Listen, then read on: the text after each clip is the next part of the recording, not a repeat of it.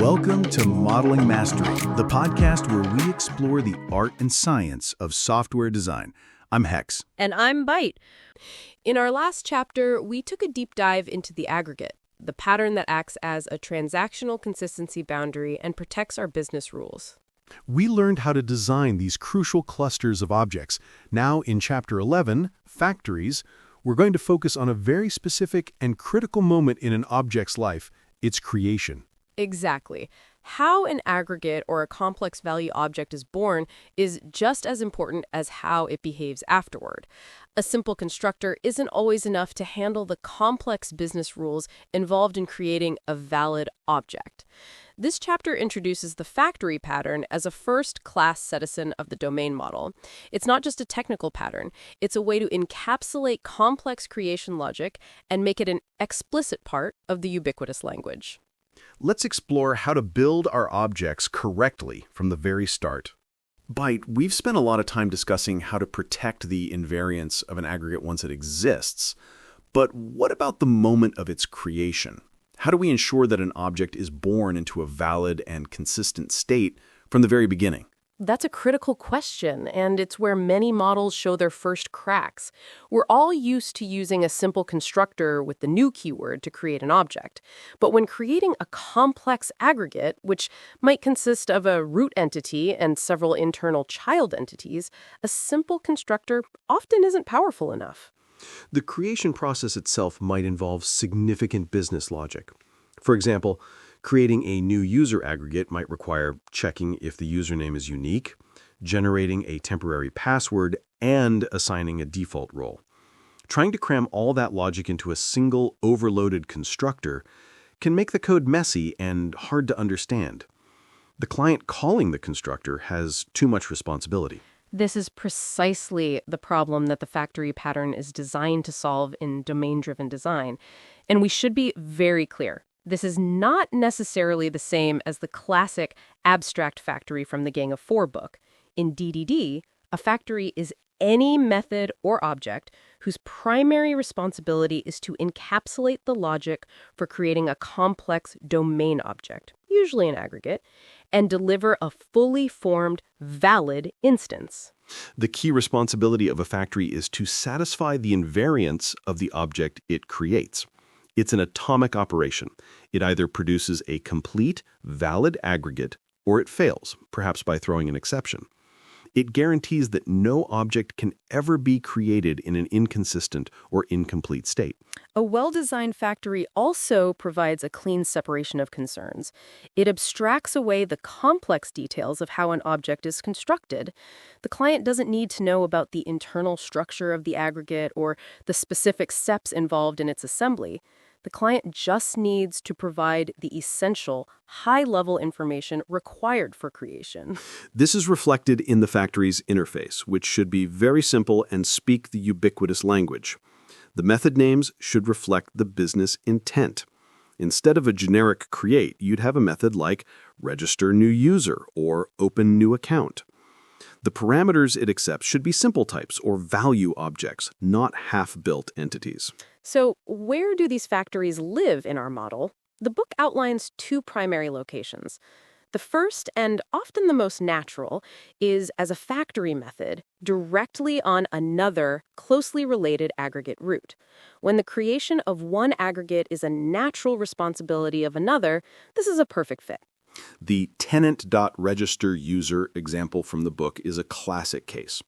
The tenant aggregate is responsible for its users. Therefore, placing the logic for creating a new user directly on the tenant makes perfect sense. The client simply calls tenant.registerUser and receives a fully formed user aggregate already associated with the correct tenant. It's clean, expressive, and encapsulates the business relationship between the two aggregates. In our last episode, we saw how a factory method on an existing aggregate root is a natural and expressive way to handle creation. The tenant aggregate, creating a new user, is a perfect example of that pattern. But what happens when the creation logic doesn't seem to belong to any existing aggregate? That's a very common scenario. Sometimes the creation process itself is a significant standalone domain concept. It might be very complex, or it might not have a clear parent aggregate that should be responsible for it. More importantly, the creation logic might need access to infrastructure, like a repository, to enforce certain invariants. And we know that an aggregate should never, ever use a repository directly. That would violate its purity and couple the domain model to persistence concerns. So how do we handle a creation process that needs to, for example, check for the uniqueness of a name before creating a new aggregate? This is where the second primary pattern for a factory comes into play. We model the factory as a standalone domain service. This is a stateless service that lives in the domain model, and its single, focused responsibility is to correctly construct a new aggregate instance. Let's use the product aggregate from the SaaS Ovation case study as an example. A business rule might state, a new product cannot be created if another product with the same name already exists for that tenant. Enforcing this rule requires querying the existing set of products. Exactly. If we tried to put this logic in the product's constructor, we'd have to pass a product repository into it, which is a major anti-pattern. Instead, we create a product factory domain service. The client, which is the application service, invokes a method on this factory, perhaps called new product. And what happens inside that factory service? The product factory service is injected with the product repository. Its new product method first uses the repository to check if a product with the given name already exists for the tenant. If it does, the factory throws an exception, failing the creation process and satisfying the business rule. If the name is unique, the factory then asks the repository for the next available product idea, using productrepository.nextIdentity. Finally, it calls the product's constructor, passing in the new ID and all the other validated data, and returns the fully formed, valid product aggregate. It's a beautifully clean separation of concerns. The product aggregate itself remains pure. Its constructor simply takes valid data and assembles the object. All the complex pre-creation validation and coordination with infrastructure is handled by the dedicated product factory service. This pattern also makes the act of creation an explicit concept in the ubiquitous language. Product factory is a name that domain experts can understand. It's not a generic manager or helper. It's a specific component with a clear domain-centric purpose. So the rule of thumb is this. If creating an aggregate is a simple internal responsibility of another aggregate, use a factory method. But if the creation process is a more significant standalone operation, especially one that requires checking for uniqueness or coordinating with other parts of the domain, model it as a dedicated factory service. We've now established two clear patterns for our factories, the factory method on a parent aggregate and the standalone factory service. Both are designed to ensure an aggregate is created in a valid state. But this raises a very important practical question, Byte. Once we create a product factory, what stops a developer on the team from just ignoring it and calling new product directly in their code, bypassing all the crucial uniqueness checks we put in place? That's the million-dollar question, and it's where language features for visibility and access control become a critical part of the design. The solution is to protect the aggregate's constructor. In Java, you would declare the constructor with package private visibility. In C#, you'd use internal. So the constructor is no longer public. What does that achieve? By making the constructor package private, you make it inaccessible to any code outside of its own domain module.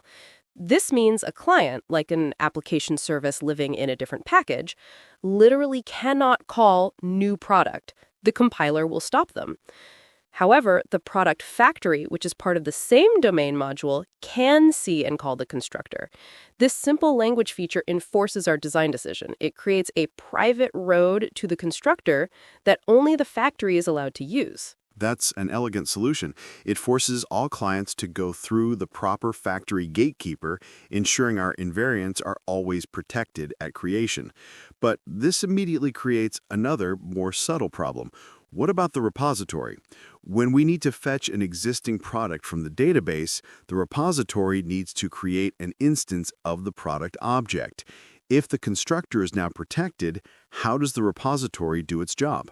This brings us to a fundamental distinction that every DDD practitioner must understand. Creation is not reconstitution. A factory is used for the business process of creating a brand new aggregate for the first time. The logic inside a factory, checking for uniqueness, assigning default values, generating an ID, should only ever run once in an object's life. And reconstitution? Reconstitution is the technical process of rehydrating an object that already exists from its persistent state in the database. This is the job of the repository. The business rules for creation have already been satisfied long ago. The repository is a privileged client of the model. Its job is to faithfully rebuild the object as it was. Therefore, the repository should never use the factory. So how does it get around the protected constructor? There are a few ways. Since the repository implementation often lives in the infrastructure layer, it can't see the package private constructor. One common solution is for the aggregate to have a second protected constructor specifically for the repository to use, which simply takes the raw state and assigns it. Another very common approach, especially with modern ORMs, is for the repository to use reflection to bypass the constructor visibility rules and set the object state directly. This is an acceptable and clean way to separate the concerns. So the lifecycle is very clear. A client calls the factory to create a new object which runs all the business rules. That new object is then handed to the repository to be saved. Later, when that same object is needed again, the client asks the repository for it, and the repository reconstitutes it directly from the database, completely bypassing the factory. Precisely. This clean separation ensures that creation logic runs only at creation, and the repository remains a simple, efficient mechanism for loading and saving the state of objects that are already part of our domain. It's a crucial distinction for building a robust and logically sound persistence layer. We've now established a clear separation between the factory that handles an aggregate's birth and the repository that manages its ongoing life. To wrap up our discussion on Chapter 11, let's focus on the contract that a well-designed factory presents to its clients. This is a crucial point of design. A factory's interface should be a model of simplicity and clarity. Its method names must be part of the ubiquitous language. You shouldn't see a generic method like create, object type, parameters. Instead, you see a highly specific, intention-revealing method like create new product or schedule new backlog item for. The name itself communicates the business operation. And what about the parameters that these methods accept? What should a client be expected to provide to a factory? The inputs to a factory should be as simple as possible, typically primitive types, or, even better, fully formed value objects.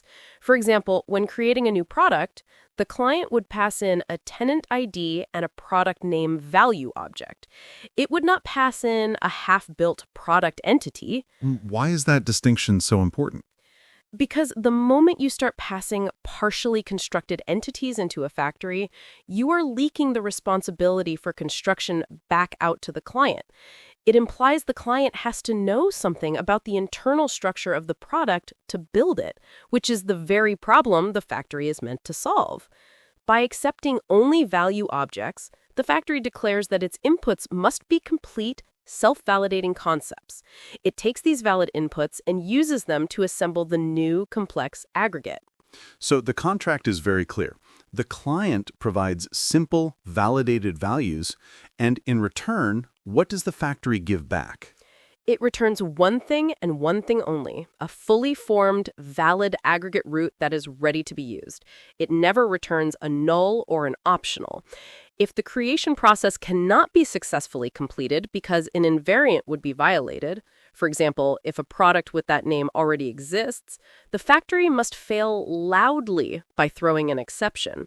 This guarantees that the client either receives a valid aggregate or a clear failure notification. There is no in-between state.